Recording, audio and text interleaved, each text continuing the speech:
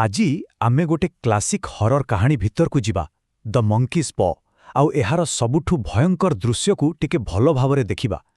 ଜାଣନ୍ତି, ଏ କାହାଣୀର ଶେଷ ଭାଗଟା ଖାଲି ଡରାଏନି, ବରଂ ମଣିଷର ଦୁଃଖ, ତାର ଆଶା, ଏସବୁ ବିଷୟରେ ବହୁତ କିଛି କହିଯାଏ।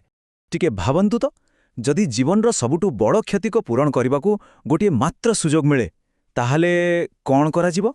ସେ ସୁଯୋଗକୁ ନେବା କଥା ନା ନୁହେଁ? ବାସ୍ ଏଇ ପ୍ରଶ୍ନଟା ହିଁ ତ ଏ କାହାଣୀର ମୂଳ କଥା। ଆଉ ଏଇଠୁ ହିଁ ଆରମ୍ଭ ହୁଏ ସେଇ ଭୟଙ୍କର ଦ୍ୱନ୍ଦ୍ୱ। ଆଚ୍ଛା, ତେବେ ଆଗକୁ ବଢ଼ିବା ପୂର୍ବରୁ ଚାଲନ୍ତୁ ଟିକେ ମନେ ପକାଇଦେବା ଏଯାଏଁ କ'ଣ ସବୁ ହୋଇଛି। ତ ମିଷ୍ଟର ହ୍ୱାଇଟ୍ ପ୍ରଥମେ ମାଗିଥିଲେ 200 ପାଉଣ୍ଡ। ହେଲେ ସେ ଟଙ୍କା ଆସିଲା କେମିତି? ତାଙ୍କ ପୁଅର ମୃତ୍ୟୁ ପାଇଁ କ୍ଷତିପୂରଣ ହିସାବରେ। ଆଉ ତାପରେ ସେ ପୂରା ପରିବାରଟା ଯେମିତି ଗୋଟେ ଅସରନ୍ତି ଦୁଃଖର ସାଗରରେ ବୁଡ଼ିଗଲା। ତେବେ ଚାଲନ୍ତୁ କାହାଣୀ ଭିତରକୁ ଯିବା, ଦେଖିବା ସେ ଦୁଃଖଦ ଘଟଣା ପରେ ଘରର ପରିବେଶ କେମିତି ଥିଲା। ଚାରିଆଡ଼େ ଖାଲି ଗୋଟେ ଭାରି ଆଉ ନିସ୍ତବ୍ଧ ବାତାବରଣ।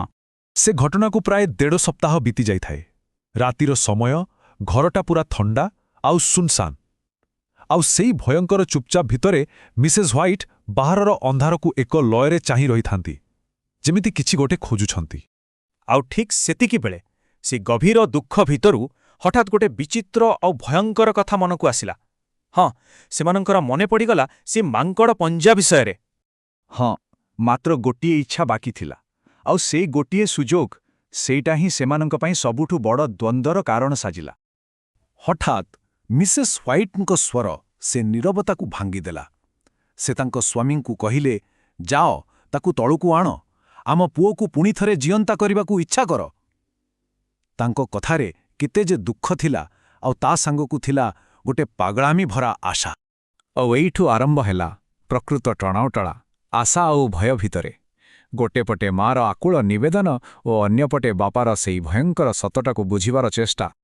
ମିସେସ୍ ହ୍ୱାଇଟ୍ ତ କାନ୍ଦି କାନ୍ଦି କହୁଥାନ୍ତି, ମୋତେ ମୋ ପୁଅକୁ ଦେଖିବାର ଅଛି, ଆଉ ସ୍ୱାମୀଙ୍କୁ ଜାବୁଡ଼ି ଧରିଥାନ୍ତି। କିନ୍ତୁ ମିଷ୍ଟର ହ୍ୱାଇଟ୍ ସେ ତ ଭୟରେ ଥରୁଥିଲେ। ପଛକୁ ଘୁଞ୍ଚିଯାଇ କହିଲେ, ତମେ ପାଗଳ ହେଇଗଲଣି।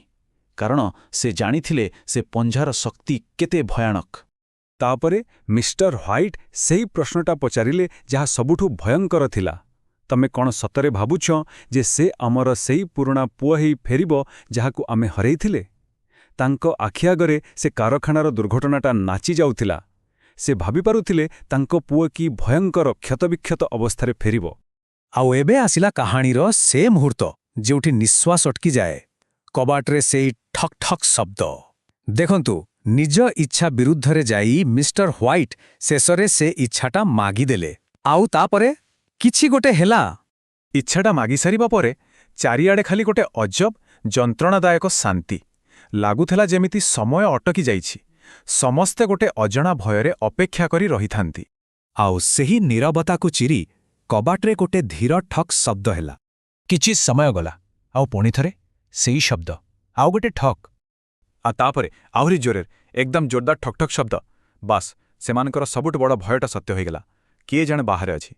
ସେ ଶବ୍ଦ ଶୁଣିବା ମାତ୍ରେ ଘର ଭିତରେ ଯେମିତି ଝଡ଼ ଆସିଗଲା। ବାପା ମା ଦିଜଣ ପୁରା ବିପରୀତ କାମ କରିବାରେ ଲାଗିପଡ଼ିଲେ। ଗୋଟେ ପ୍ରକାର ସମୟ ସହ ଦୌଡ଼ ଆରମ୍ଭ ହୋଇଗଲା। ମିସେସ୍ ହ୍ୱାଇଟ୍ ତ ଖୁସିରେ ପାଗଳ, ଚିତ୍କାର କରି ଉଠିଲେ, ମୁଁ ଆସୁଛି ହର୍ବର୍ଟ, ମୁଁ ଆସୁଛି। ସେ ଭାବି ନେଇଥିଲେ ତାଙ୍କ ପୁଅ ଫେରି ଆସିଛି, ଆଉ ସେ କବାଟ ଖୋଲିବା ପାଇଁ ଦୌଡ଼ିଲେ। କିନ୍ତୁ ଅନ୍ୟପଟେ କ'ଣ ହେଉଥିଲା? ମିଷ୍ଟର ହ୍ୱାଇଟ୍ ସେ ଭୟରେ ପାଗଳ ପ୍ରାୟ ହୋଇ ଅନ୍ଧାରରେ ସେଇ ତଳେ ପଡ଼ିଯାଇଥିବା ମାଙ୍କଳ ପଞ୍ଝାଟାକୁ ଖୋଜୁଥିଲେ। ତାଙ୍କ ପାଖରେ ସମୟ ବିଲକୁଲ ନଥିଲା। ଆଉ ସେଇ ଶେଷ କେଇଟା ସେକେଣ୍ଡ, ସେଇଥିରେ ହିଁ ସବୁକିଛି ନିଷ୍ପତ୍ତି ହେବାର ଥିଲା। ଗୋଟେ ପଟେ ମିସେସ୍ ହ୍ୱାଇଟ୍ କବାଟର ଉପର ବୋଲ୍ଟଟା ଖୋଲିବାକୁ ଲାଗିଛନ୍ତି, ଆଉ ଠିକ୍ ସେତିକିବେଳେ ମିଷ୍ଟର ହ୍ୱାଇଟ୍ଙ୍କ ହାତରେ ସେ ପଞ୍ଜାଟା ବାଜିଲା। ଆଉ ସାଙ୍ଗେ ସାଙ୍ଗେ ସେ ତାଙ୍କର ତୃତୀୟ ଆଉ ଶେଷ ଇଚ୍ଛାଟା ମାଗିଦେଲେ। ସେ ଇଚ୍ଛା ମାଗିବାର ଠିକ୍ ପର ମୁହୂର୍ତ୍ତରେ କବାଟରେ ସେ ଠକ୍ ଠକ୍ ଶବ୍ଦଟା ହଠାତ୍ ବନ୍ଦ ହେଇଗଲା, ପୂରାପୂରି ବନ୍ଦ। ଚାରିଆଡ଼େ ପୁଣି ସେଇ ଭୟଙ୍କର ନୀରବତା। ମିସେସ୍ ହ୍ୱାଇଟ୍ ଶେଷରେ କବାଟଟା ତ ଖୋଲିଦେଲେ, କିନ୍ତୁ ବାହାରେ କେହି ନଥିଲେ। ରାସ୍ତାଟା ପୂରା ଖାଲି ଆଉ ଶୂନଶାନ୍। ଆଉ ଏଇଠି କାହାଣୀଟା ଆମ ପାଇଁ ଗୋଟେ ବଡ଼ ପ୍ରଶ୍ନ ଛାଡ଼ି ଦେଇଯାଏ। ସେ ତୃତୀୟ ଇଚ୍ଛାଟା କ'ଣ ଥିଲା? ମିଷ୍ଟର ହ୍ୱାଇଟ୍ ଶେଷରେ ଏମିତି କ'ଣ ମାଗିଲେ ଯେ ସେ ଭୟଙ୍କର ରାତିର ସବୁକିଛି ପୂରା ବଦଳିଗଲା? ଏହାର ଜବାବ କେବଳ ଆମ କଳ୍ପନାରେ ହିଁ ଅଛି।